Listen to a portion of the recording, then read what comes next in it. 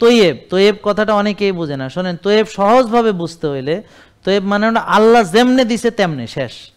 তাহলে রাতা মোরগ কি কথা কেন তৈয়েব, আর ফার্মের মুরগি ব্যাস শেষ।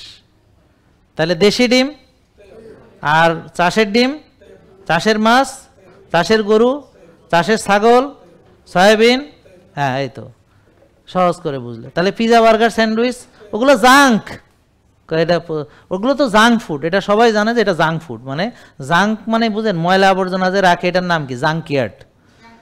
তাহলে পেটটা হলো জাঙ্কিয়ার্ড হবে যদি জাঙ্ক খান।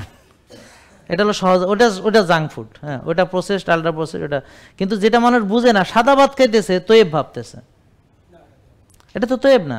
কেন তৈব না? কারণ chemical fertiliser, pesticide, hybrid, GMO, আবার ফাইবার ফেলে দিস, বুঝলেন? আটা তৈব না কেন? ওই যে জিএমও, গম, কেমিক্যাল ফার্টিলাইজার, পেস্টিসাইড দ্বারা উৎপাদিত, এখন আবার ফাইবারও ফেলে দিস। তো এখন হলো কি, গ্লুটেন আর হলো গ্লুকোজ এর পাউডার গুলায় দিলে সাথে সাথে সুগার বেড়ে যাবে।